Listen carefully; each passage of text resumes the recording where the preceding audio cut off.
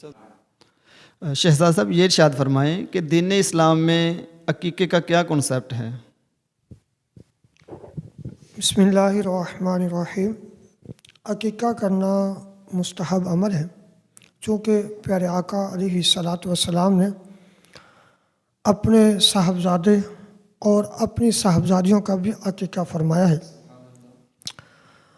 اور یہاں پہ میں یہ بھی توجہ دلانا چاہوں گا کہ بعض اوقات لوگوں کا یہ کنسیپٹ ہے یا غلط فہمی ہے کہ لوگ سمجھتے ہیں کہ جب تک ہم بچے کا 2 بکرے یا 2 حصے نہیں کریں گے تب تک عقیقہ ادا نہیں ہوگا، جبکہ ایسا نہیں ہے۔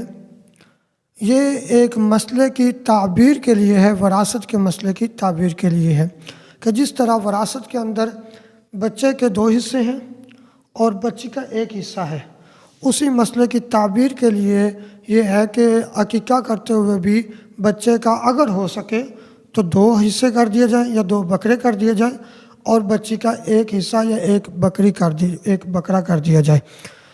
جبکہ بعض لوگوں کا کہ یہ کہنا ہے کہ جب تک ہم 2 نہیں کریں گے تب تک نہیں ہوگا، ایسا نہیں ہے، اگر 1 بھی کریں گے تو ہو جائے گا۔